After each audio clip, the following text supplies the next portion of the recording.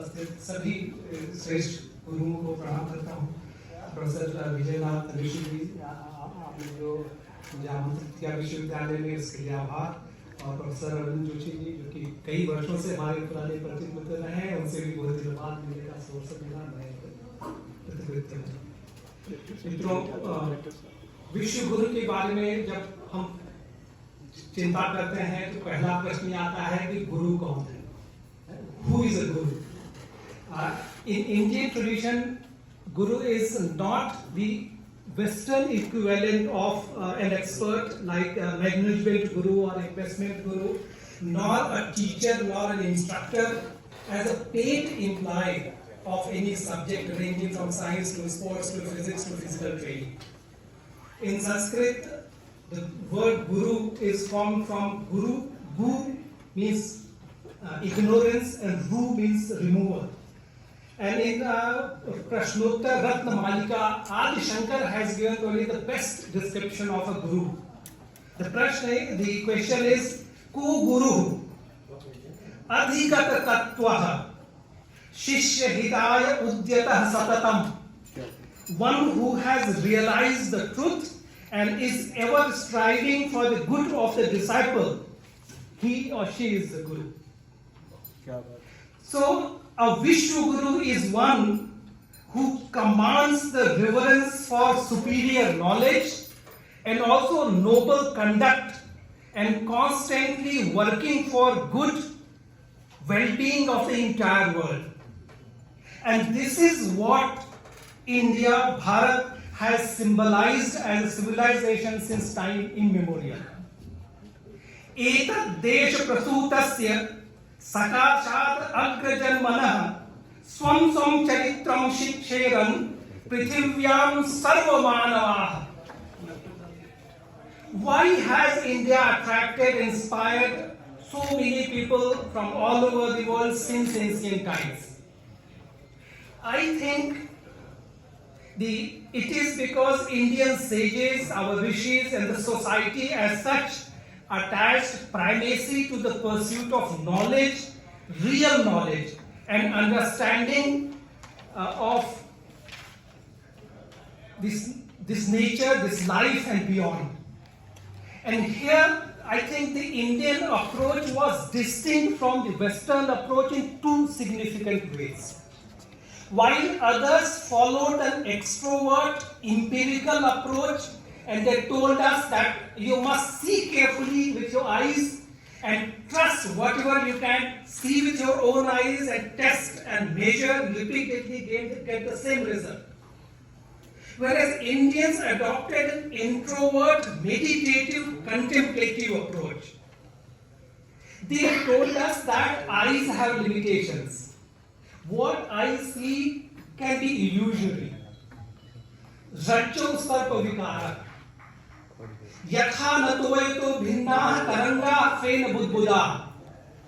They are different things, but they are same thing in matter, but I see differently. I see snake in a rope and get scared.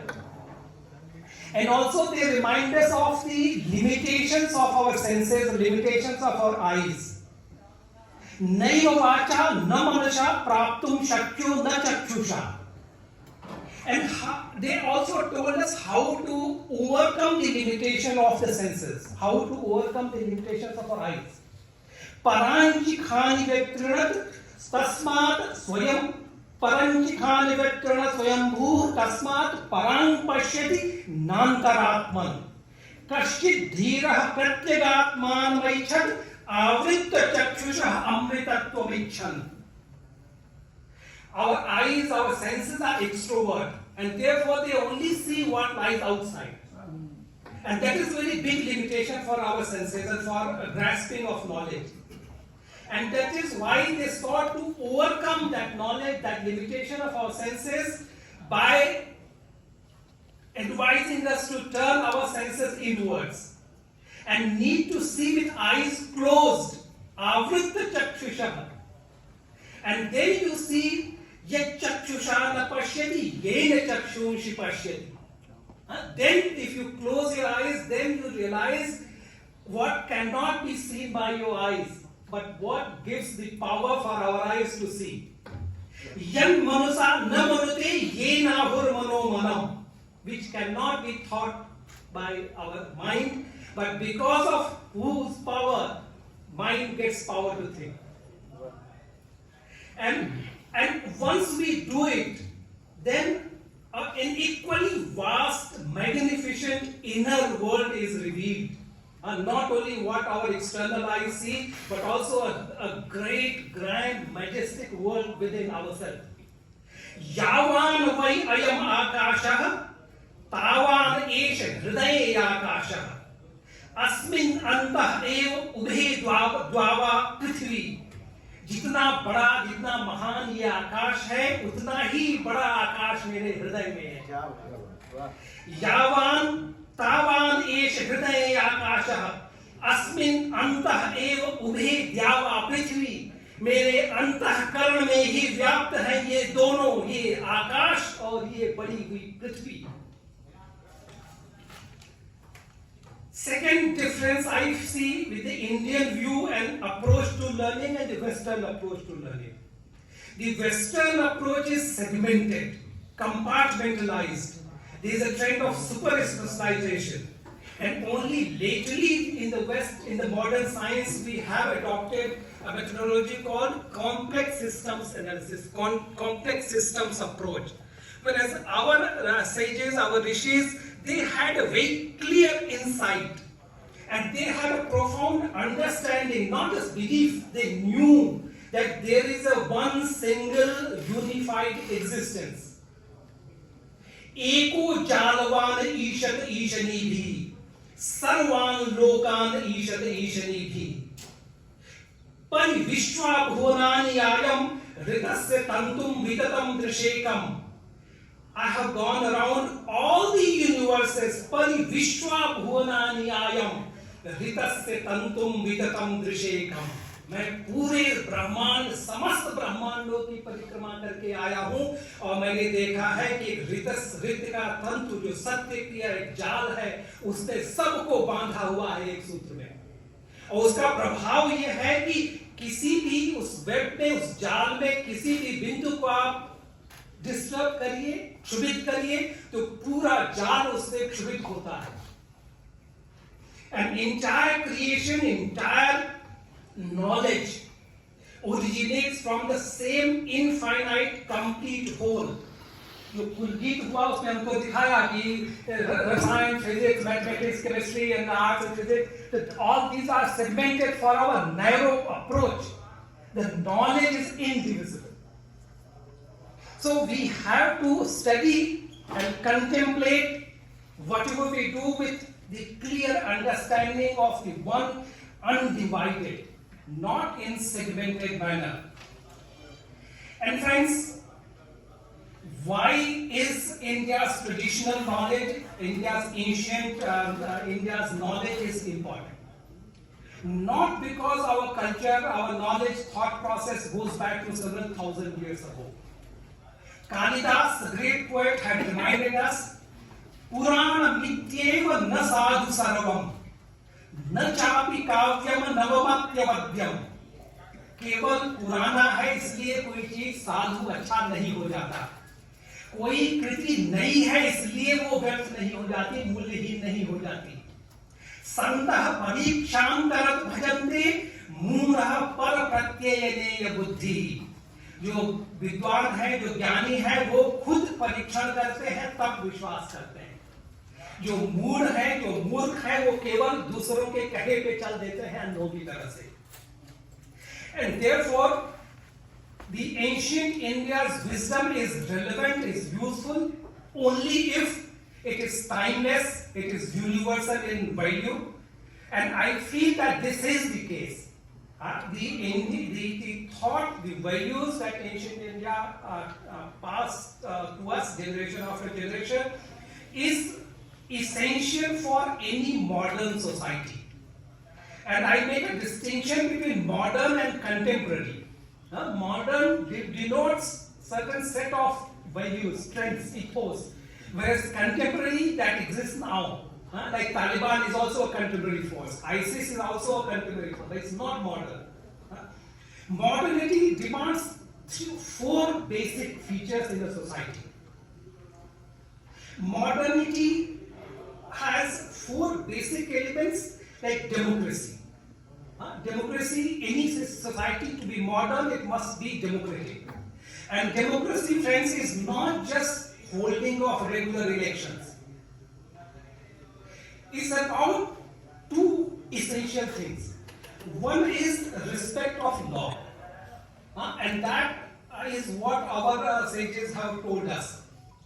Dharmaya Raja Bhavati, na kama karana. Even the most powerful king and Chakravarti is bound by law. Not he can arbitrarily or whimsically, he cannot conduct himself. Second most important aspect is equality. Equality to participate in the governance of the society, administration of society, and also duties. Have the opportunity, have the equal opportunity to contribute to the society as a member of a group. And that sense of equality is very profound in Indian thought. Mai protam sarvamidam sutre manigana iva. जितने भी अस्तित्व है इस जगत में वो सब एक सूत्र में बंधे हुए हैं. जैसे एक फूलों की माला है, उसमें कोई भी माला कोई माला का कोई भी फूल छोटा नहीं है. अगर उस माला में कोई एक फूल भी बासी हो गया तो उस पूरी माला की कीमत कम हो जाती है. और अहम ब्रह्मास्मि तत्त्वमसि is the most potent, most eloquent expression of equality of not only the human beings but also the entire creation. The second important aspect of a modern society is secularism. It has to believe and practice faith equality rather than faith supremacy. And saying that my faith is superior to you and my God is superior to you. This is not a modern society. And this flows from the Indian thinking. Anantanam adhyaya sarvakar vidhayine samasta mantra vachyay vishwaika vataye namah. जितने भी नाम हैं, जितने भी आकार हैं, सब तुमको ही प्रतिबिंबित लक्षित करते हैं. समस्त मंत्र वाच्याय विश्वैक पतये नमः. एक ही मास्टर है हमारे पूरे यूनिवर्स का. जितने भी मंत्र हैं, जितनी भी भाषाएं हैं, जितनी भी पूजा पद्धतियां हैं, सब उसी की अर्चना में है. सर्वान् देवान् नमस्यन्ति सर्व धर्मांश शून्यते. वो सभी देवताओं को नमस्कार करता है, सभी धर्मों का आदर करता है. वो एक मॉडर्न सोसाइटी का मेंबर है. तीसरा, जेंडर इक्वालिटी. अब इसमें मुझे बहुत गर्व होता है कि पूरे विश्व भर में, पूरे विश्व के संस्कृति में, विश्व की सभ्यता में केवल एक भारतीय सभ्यता ही है, भारतीय चिंतन ही है, जिसमें जो परमेश्वर है वो लिंग के आधार पर नहीं उसका द्योतन होता है. और बाकी सारी जो धर्म है उनमें जो ईश्वर है वो पुल्लिंग माना जाता है. हमारे यहाँ जो कल्पना है वो कितनी महान रही है, कितने हजारों साल पहले की है. तुम स्त्री, तुम पुमानसी, तुम स्त्री भी हो, तुम पुमानसी, तुम पुरुष भी हो. तुम कुमार, वो जो शिशु है, बच्चा है, वो भी तुम ही हो. उतवा कुमारी, जो बच्ची है, वो भी तुम हो. तुम जीर्णो दंडेन वंचसी, तुम जातो भवस विश्वतो मुखः. ये जो बूढ़ा वृद्ध लकड़ी पकड़ के डगमगाता जा रहा है, वो भी तुम हो. जितने भी चेहरे दिखते हैं विश्व भर में, उसमें सब में पीछे तुम ही झलकते हो. तुम जीर्णो दंडेन वंचसी, तुम जातो भवस विश्वतो मुखः. चौथा एस्पेक्ट है एक मॉडर्न सोसाइटी का, economic equity. The growth, the development, the prosperity, the well-being has to be shared. And this is what we are taught by our sages. Pashyema sharadah shatam शृणुयाम शरदः शतम् जीवेम शरदः शतम् अदीनाः स्याम शरदः शतात्। हम केवल अपने लिए सुख दिखे ये नहीं चाहते हैं, हम अपने लिए सुख का संवाद मिले ये नहीं चाहते हैं। समष्टि के पास वही सुख और ऐश्वर्य और समृद्धि का उपभोग हो, कोई भी दीन न रहे हमारे समाज में। अदीना श्याम शरदः शतात्, जितने भी हैं सब दीनता से मुक्त हो। एंड मां कश्चित दुख भाग भवे। So this is the driving spirit, driving force of Indian thought. And not only the modern contemporary society's essential features are prerequisite of the tradition that we have inherited. Friends, the Indian thought also offers solutions for all major contemporary problems. I see the human society of today is facing conflicts, perpetual conflicts and tension at three levels. One is at the individual level. हम अकेले भी हैं, हमारे मस्तिष्क में द्वंद्व चलता रहता है, तनाव चलता रहता है, मैं शांति से नहीं बैठ नहीं पाता। तो कई जो विद्वान हैं वो उसको जो हमारी समस्याएं हैं, अकेले की समस्याएं हैं, उसको काट कर सुनते हैं और उसका एनालिसिस करते हैं। The Indian tradition has been to look at the challenges of a mind of an individual human being in entirety. And they told us that there are two kinds of sufferings that we suffer from. One is adhi, other is vyadhi. Vyadhi is disease. Adhi is more internal. And adhi also has three dimensions. Adhyatmik, the bhautik, the daivik. So one has to look at the conflicts for an individual at three levels and find solutions accordingly. And also, if we analyze, then we find that the much of the suffering arises because we seek ad hoc solutions and instant gratification, and not looking at a longer term picture. विषयेन्द्रिय संयोगात् यत्तदग्रे अमृतोपमम् परिणामे विषुभि तत्सुखम राजसंस्कृतम। जो इंद्रियगत जो सुख है वो देखने में प्रारंभ में तो बहुत मधुर लगते हैं, लेकिन परिणाम उनका दुखद होता है। न वित्तेन तर्पणीयो मनुष्यः न जातु कामः कामानाम् उपभोगेन शाम्यति। If we are seeking happiness and peace and tranquility by pursuing those paths, we are bound to suffer and bound to be aggrieved. Friends, second level of conflict is between man and man in the society, and that our sages told us that that happens because we fear the other, we hate the other sometimes. And there is a conflict with, like, the whole genesis of man versus man conflict arises because it's a tussle between I, me, mine, and you and yours. But and that smallness of aptitude, smallness of approach causes Trishna. Smallness produces craving because I feel small and therefore I want to be big, and therefore that causes Trishna, and Trishna is a dukkha bija. That is a very scientific, very practical analysis of what challenges we have. And that is why we are told to have a broad vision. And not see the other as different. वो दूसरा नहीं है, वो भी मैं हूँ. And that is why we pray not only for people whom we consider ourselves, but also people who are seen as others. यो मे अद्य स्निह्यते तस्य शिवमस्तु सदा भुवि यश्च माम द्वेष्टि लोकेस्मिन् सोऽपि भद्राणि पश्यतु. Those who those who love me, those are kind to me, affectionate to me, they may see well-being and happiness and Shivam. But those who hate me, जो लोग हमसे द्वेष भी करते हैं, हे ईश्वर उनको भी इस विश्व में कल्याण दिखा। मानो द्विषत कश्चन, अथर्ववेद हमें सिखाता है कि हे ईश्वर मैं किसी से द्वेष न करूं।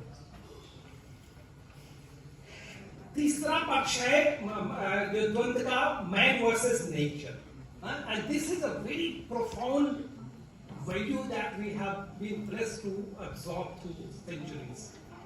And the conception of the Indian civilization has been Vishwam Bhavattek Needam.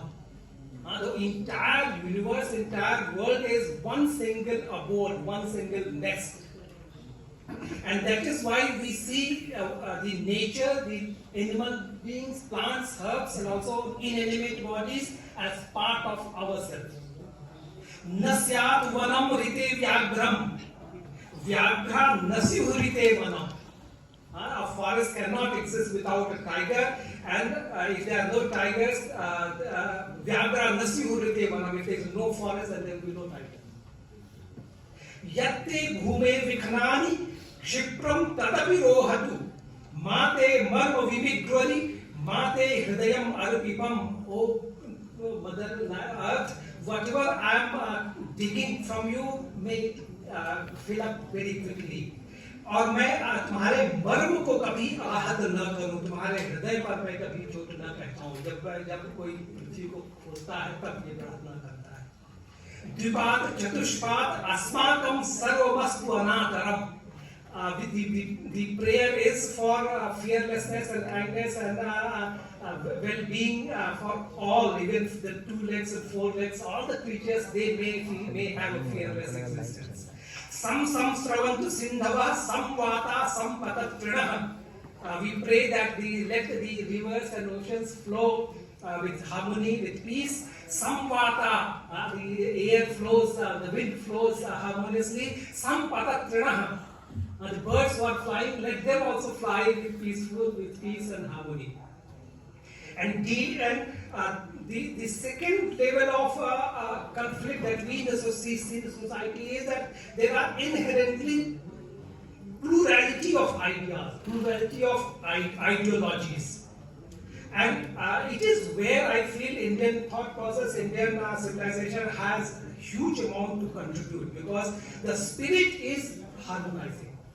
And the Indian mind is trained in harmonizing complexity and even accommodating diametrically opposite binaries.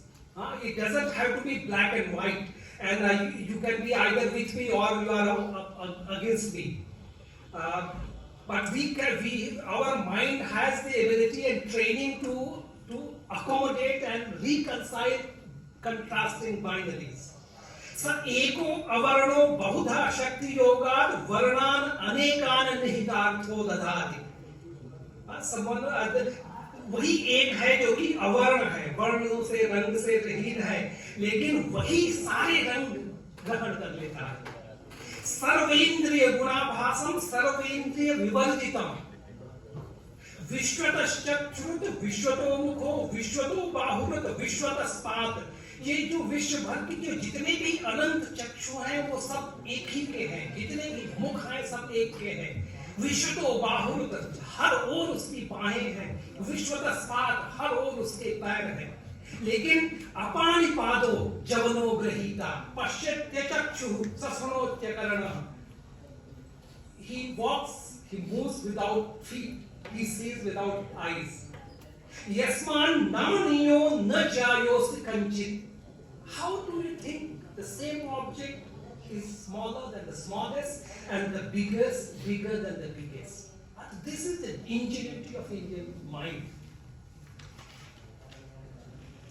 And also the basic message that we get from our inherited traditional knowledge is mutual support and collaborative approach.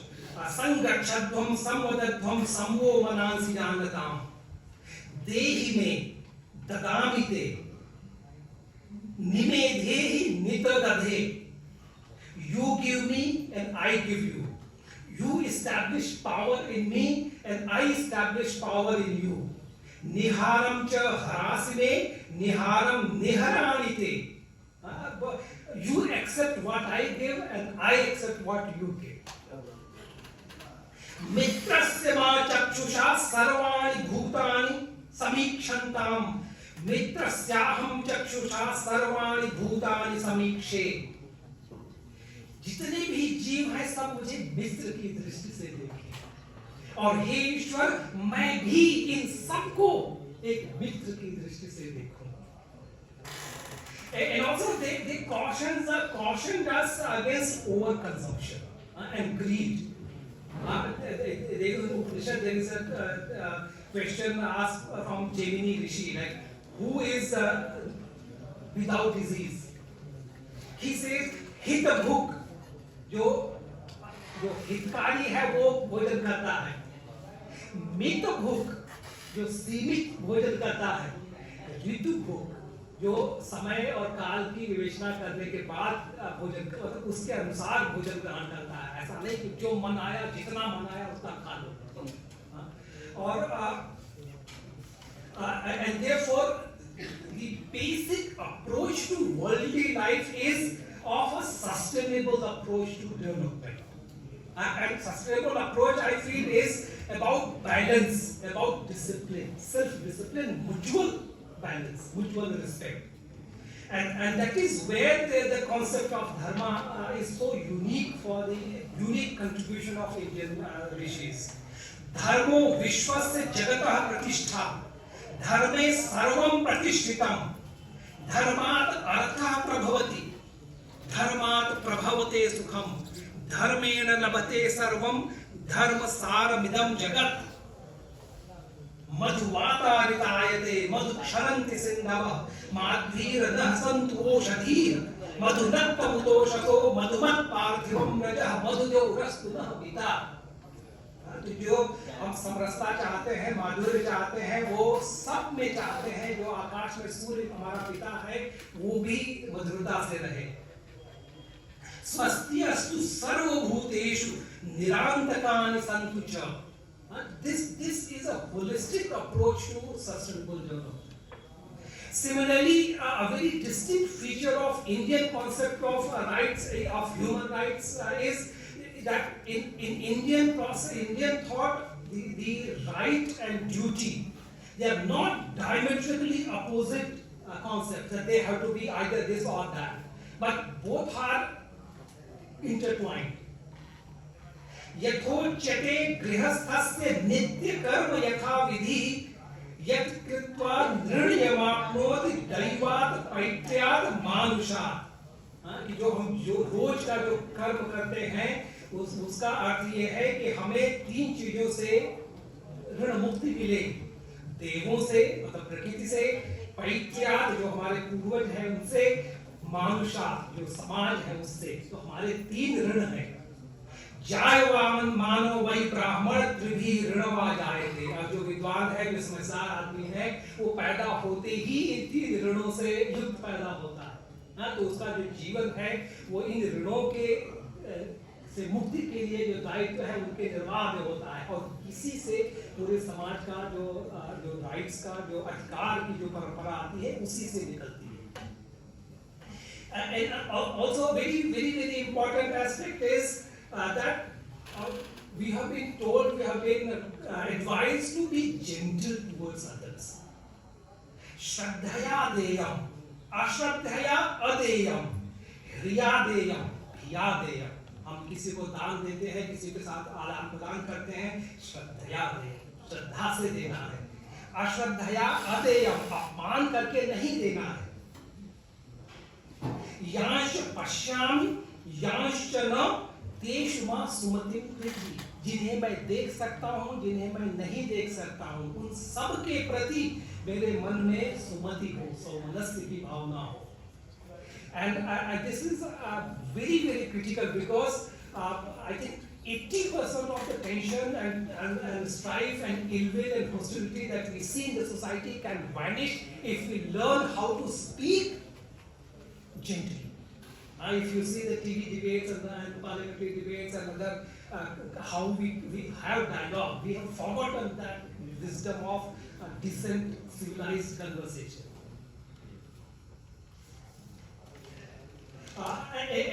Also, we are told by our rishis that it is all individuals' responsibility. We all are used to crib and complain and seek change from other side, from the government, for the teacher, for the professor, for the parents. But the change begins from the self. Atmaiva atmano bandhu, atmaiva ripura atmana. The आत्मा है वही हमारा मित्र है, वही हमारा शत्रु है. यह कर्ता सही भोक्ता, स्यात् कर्मणस्तु फलम ध्रुवम. जो करता है वही भुगतेगा, ये टल नहीं सकता.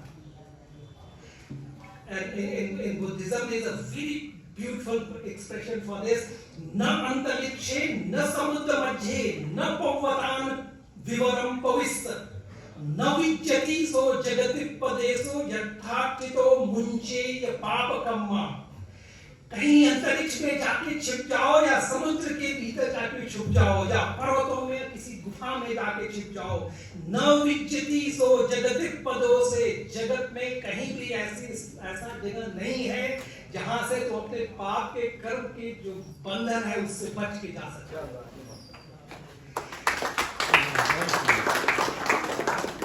And also, even Bhagavad Gita, Krishna gives all the teachings to Arjun, then he gives the decision to Arjun. Vimrishya etad asheshena yathechasi tatha kuru. मैंने सब कुछ बोल दिया है, अब लेकिन जैसा तुम चाहते हो वैसा करो. Also, the value of strength for a country is very important. Nayanatma balhinena labhyo. तेजोसि तेजो मैधेहि वीर्यमसि वीर्यं मैधेहि बलमसि बलं मैधेहि ओजोसि ओजो मैधेहि. It is important for us as a country, as a society, to be powerful. Think big, because smallness of thought is the root cause of suffering. Yo vai bhuma tat sukham nalpe sukhamasti. The Virat of conception of thought, that itself is happiness. Nalpe sukhamasti. If you are parochial, if you are selfish, you are segmented, divided, it's not happiness. It will never give happiness. Mai ananta maham bodau vishwamiji subhavata udet vastamayati name vriddhi nacha kshati. इतना महान समुद्र है, उसमें अगर हम बहुत छोटा दृश्य देखते हैं तो उसमें इतने सारे तरंग आते हैं, कितना विक्षोभ होता है. लेकिन अगर हम दूरगामी दृश्य रखते हैं तो उसमें कुछ फर्क नहीं पड़ता है, सब शांत रहता है. And friends, I want to also share that after many decades we have fortunately a leader in Delhi who is working tirelessly to revive India's self-pride in this case. And the way he has focused on cultural diplomacy, in fact, brought centrality to culture in our foreign relations, in our conduct of diplomacy. One of the very first initiatives he took was International Day of Yoga. That is the Indian imprint on the origin of all over the world. Similarly, International Solar Alliance, I feel, is kind of his way of Surya Namaskar. Similarly, Kumbh Mela. Because of his efforts, UNESCO recognized Kumbh Mela as an intangible heritage of the world. Also the Pravasi Bharatiya Sammelan was held in Kumbh, and we had organized a Vishwa Sahbagita in which one representative of every country came and participated to see truly global conglomeration. Similarly, because of his initiative, Vaishnav Janmati Tene Kahi was recited in all countries. Every country we had one artist, local prominent artist, reciting Vaishnav Janmati. We heard that resonate all over the world. Similarly, Ganga Aarti for the Japanese Prime Minister, and also not just the Hindus but also India is a composite culture. The way he has leveraged the richness of our diversity of culture, he gifted, is a very wise and profound move, that he gifted to the Saudi king a golden replica of Jeramun Mosque. Jeramun Mosque is one of the oldest mosques in the entire world. It was established in 629 AD. 629 AD in Kerala. Also, the Diwali celebration in which the Thai princess was invited. Prime Minister Modi's tenure has the same institution of Indology, Global Indology Award, Global Sanskrit Award, International Ramayana Festival, and also very important Hindu-Buddhist Samvad. Similarly, seminars on Parashiko, Sufism, and also as a recognition of Prime Minister Modi's leadership. It's not well known that there are 6 Muslim countries which have awarded Honorable Modi their country's highest civilian award. And there are 2 countries which are 100% Sunni Muslim. Saudi Arabia as well as Maldives, there are 2 100% Sunni Muslims. Both have awarded Prime Minister Modi their highest civilian award. Similarly, Afghanistan, UAE, Bahrain, and Palestine. It's a very similar recognition of Modi's leadership and cultural diplomacy. Similarly, for us who have been in foreign service for many years, it's great pride that Prime Minister Modi has been speaking Hindi at the UN. He has been speaking with world leaders and international fora in Hindi. Although he speaks English very well, but as a matter of pride, a matter of message, this is a very profound gesture. Similarly, the new education policy.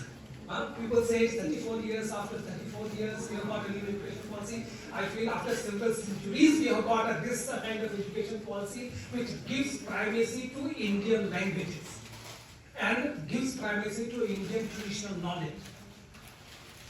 Similarly, the initiative to construct Vishwanath Temple Corridor or Ram Temple in Ayodhya, these are very, very profound initiatives taken by Honorable Prime Minister Modi to restore our self-pride in our own culture. Also on the military front, the way he has modernized our military and the focus on infrastructure building and also the economic empowerment. Again, because we have been here in Delhi and we are monitoring very closely, I think it's important to realize that for the first time in so many decades that modern India is seeing conceptualization of development in a very holistic, inclusive, organic and human-centric approach. There is a unified and unifying pattern in Prime Minister Modi's various multi-sectoral development initiatives, which is more significant than the accelerated pace of execution. And also it's important to remember that there is a constant, conscious effort to integrate India. Not only the horizontal physical connectivity in terms of highways, rural roads, airports, seaports, air connectivity, optical fiber, but also the vertical connecting and embracing, including the most vulnerable people at the bottom of the pyramid. And also the concept of one India. Is a unique one ID, one telephone number serves the entire country, one tax, GST, one ration card, one mobility card, one FASTag. So for the first time we see India being conceived as one. Similarly, the development and socio-economic transformation has unprecedented innovative content. It is the trinity of JAM, Jan Dhan, Aadhaar and mobile card and the e-engineering energy efficiency services, Ujala, that has led to replacement of 367 million LEDs and that is saving rupees 19,000 crores every year. It's a very innovative. MyGov and Ayushman Bharat and UPI and RuPay and the Mann Ki Baat for him to connect with the masses. These are very profound, very innovative means for him to connect with the people and give the sense of solidarity. Similarly, the mission of Atmanirbhar Bharat. This is a game changer for India because India has to be self-reliant to be able to play its role at the global arena.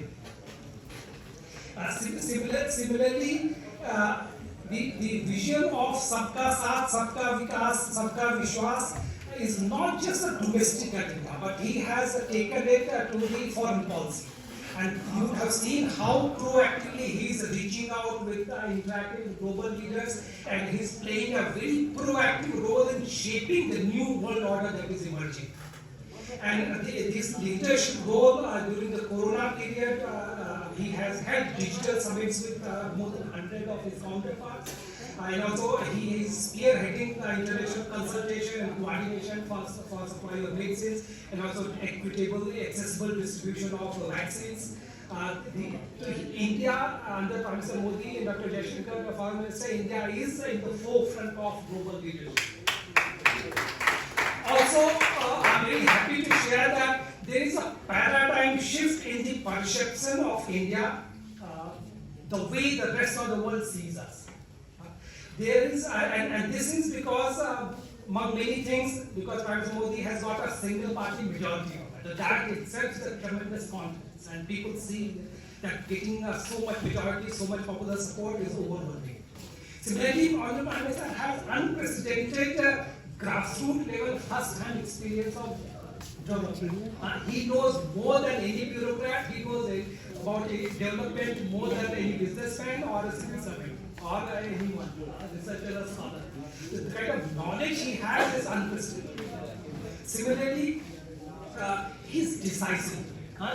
Whatever he says, it gets implemented. So this is a very profound shift in how India was perceived in the past. Friends, but just knowing the doctor or knowing the medicine that he has prescribed is not enough. Just knowing a doctor and knowing the name of the medicine that will help me is not going to help me, because unless we absorb that medicine into our body politic, our body is not going to help. And therefore, friends, there is need, and that is why I wanted to have this interaction, and that too I wanted to have this interaction with you. Because there is, like Prime Minister Modi and his team and his colleagues are working overnight, like 20 hours a day. But there is a gap. We, India, need an intellectual resurgence and revival. And this we have seen only tentative. This needs a vigorous effort, grassroots level. One cannot self-proclaim as विश्व गुरु. मैं खुद को नहीं मान सकता हूँ कि मैं विश्व गुरु बन गया आज या कल से. जैसे चीन ने अपने को डिक्लेयर कर दिया कि वो मिडिल किंगडम है. China thinks that it's a middle kingdom. India will not be Vishwa Guru just by our chest thumping. The authority imposed by fear is short-lived and resented. You cannot force anybody to treat you as Vishwa Guru. Therefore, the real influence can come only from soft power. Soft power is like rasa. It's not about what the artist does on the stage, what kind of reaction it invokes in the heart of the listener or the audience. And this is very critical, because for a leader it's important, for a Vishwa Guru it's important to show by example. यदि यद आचरति श्रेष्ठः तत् तत् एव इतरो जनः. जो श्रेष्ठ आदमी जो आचरण करता है वही आचरण दूसरे लोग भी करते हैं. सर्वजन प्रमाणम कुरुते लोकस्तदनुवर्तते. जो प्रमाण स्थापित करता है वही प्रमाण दूसरे लोग उसका अनुगमन करते हैं. So others must feel inspired on their own volition to follow the example of the great Guru, the leader, India as a past Vishwa Guru. And it is where, friends, there is a role of academicians, there is a role of scholars. I think the first and most important thing is detoxification of Indian thought and Vedic literature. Because of the colonial history, we have thoughtlessly imported and transplanted in our mind, in our system, our education, ideas which are not compatible to our traditional wise thought. So we have to detoxify India of the colonial, divisive, mischievous infiltration.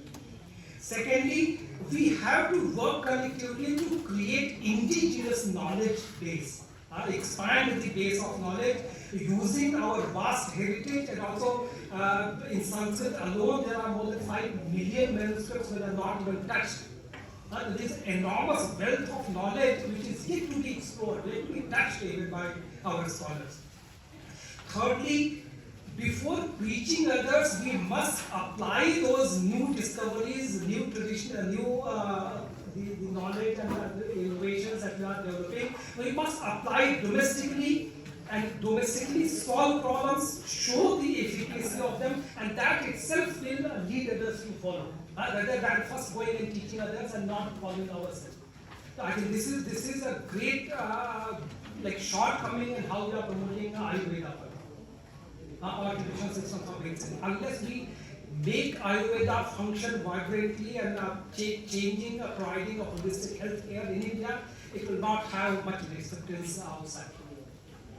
Similarly, the academic and scholarly research must be focused. We all are part of society. We must have a clear vision, clear direction, and identify problems and do research which actually addresses our contemporary real issues. Yes. And also we have to create, like in this the older generation, there was greater awareness about our culture, our heritage, our tourism, our ethos. Is we have to collectively make effort to spread the awareness, educate the younger generation about the richness of our culture and self-pride. I think Varanasi particularly, BHU particularly, can play a very important role in creating a spirit of unity among Indian languages. Varanasi and all linguistic groups represented here. So if you can show the example of how all Indian languages, the perception of divide between Indian and Dravidian languages is colonial. It's not based on facts. If we look at more carefully Indian languages, I think you can play a transformational role in demonstrating the spiritual, cultural, linguistic unity of all Indian languages. Secondly, Varanasi and Kashi has been a hub of multitude of spiritual paths. Varanasi has to take the leadership in showing the unity of spiritual plurality. Varanasi is so rich, whether it's Buddhism or Sikhism or Nanak or Kabir or Tulsi or Shaiv, Vaishnav. Do you have everything here? And we have to show, take leadership. Similarly, you would know that in Ayodhya, the government is planning to set up a Ramayana museum and they're creating a Ramayana encyclopedia. I don't see why Kashi cannot take a lead and create some encyclopedia, maybe on Hanuman, or maybe you can create a kind of encyclopedia on Shaivism. And in fact, it's not enough for one leader, Mr. Modi, to have a dream. That dream has to be shared by all of us. We have to work collectively. And dream, our former president, Dr. APJ Abdul Kalam, he reminded us, dream is not that which you see while sleeping. It is something that does not let you sleep.